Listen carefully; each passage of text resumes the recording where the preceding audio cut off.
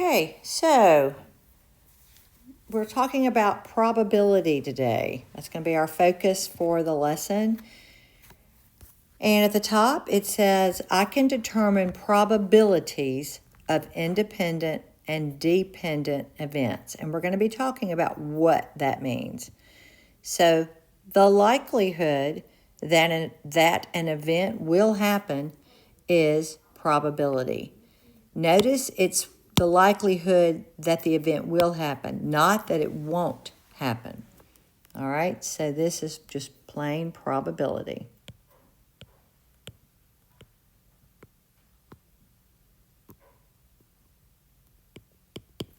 So the formula for probability is right here. It's the number of outcomes over the total number of possible outcomes, which makes a fraction. You know, we usually put parts over whole, so that's the whole thing here. It's still parts over whole. So we have something that's called simple probability and compound probability. So simple probability consists of one event.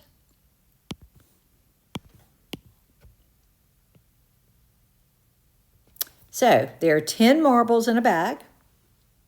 4 are blue and 6 are red. So what's the total number of marbles we have? All right, that's going to be 10. So that's our total number of possible outcomes. If we were to put our hand in the bag to draw out one marble, we have 10 possible marbles we could select. And then it says, what is the probability of selecting a red marble? So not the blue, just the red. And it says since 6 are red, we would have 6 over 10, or 6 out of 10. But then you need to always reduce that, and that'll be 3/5. Now, I'm going to show you some symbols if they talk about. You'll see where we have P. Let me change that just a little. If you have the capital letter P, that's going to stand for probability, and then it'll tell you what we're looking for. Red marble.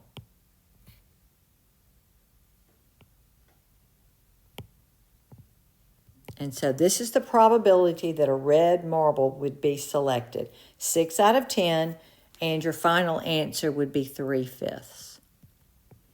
All right. Compound probability, that consists of 2 different events, but they're being combined. So the probability of 2 events occurring, they are multiplied.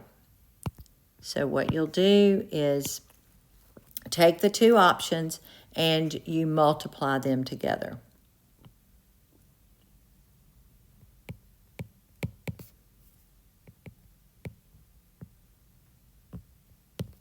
Multiplied together. The 2 events are either independent, and then obviously the opposite of that, they're either independent or they're dependent. Now think about it. Independent means it has nothing to do with the other. Dependent means it's going to have some kind, one outcome will have something to do with the other outcome. So independent event, the outcome of one event does not affect the outcome of the other event. So what is the probability of landing on A and then landing on B? All right, so we would write, first we have to set it up like so we can see probability. We have the big P, and then it's really what it said. A, comma, then B. So that gives you the order. The first drawing, or the first, we're going to be flipping the arrow, but they will land on A on the first flip, and then the next time we would get a B. So let's look, now does C play anything into this? it's really, there won't be a C. So, but let's see how many options we have, because it could land on a C. But 1, 2, 3, 4, 5, 6, 7, 8. So you see there are 8 options here. So our first spin, how many different spots could we land? We could land on 8. All right. Then what about landing on B? How many options do we have? All right. We would have, we would still have 8. So let's kind of see if we can simplify this. So if we're going to do A,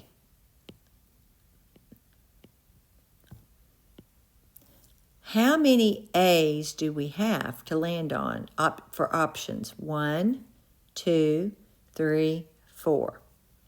So that's 4. All right, and before I multiply it all together, I'm going to set it up and then simplify it.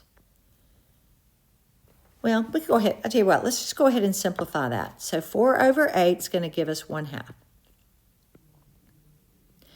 right, then for B, we still have 8 options, but how many B's do we have? We have a B right here, and we have a B right here. So we only have 2. So 2/8 would be simplified to 1/4.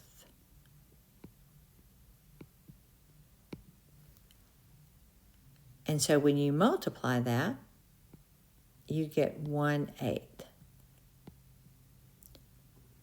All right. If we were, you would have, if we didn't simplify it and we just multiplied it straight across, we would have 8 over 64, which obviously simplifies to 1/8. If you simplify before multiplying, though, you're not working with as big of numbers. All right. So 1 out of 8 chances is what this is saying, that when you 1 out of 8, would you land on an A and then land on a B? So not a really large possibility for that, or probability, excuse me, for that to happen. Then we have dependent. This gets a little different. All right, so the dependent event, the outcome of one event does affect, and I'm just going to write does in big caps, does affect the outcome of the other event. So it says, what is the probability of selecting a star? So we have this bag here, and see we have 3 stars and we have 2 hearts. So the way it's affected, they're saying here that when you draw, and the first one is a star, you don't put it back in. So that's going to affect our possible outcome number as well. So our first one, the star, how many do we have? Oh, I'm sorry. I got ahead of myself. Let's write what the probability would be.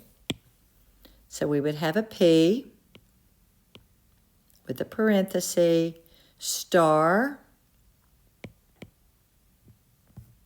then heart. And you don't have to talk about not putting it back in or putting it back in or any of that. You're just, the star is the first drawing, the heart is the next. So, we've already looked, we have 3 stars and 2 hearts. So all together we have 5 items, 5 options for choosing.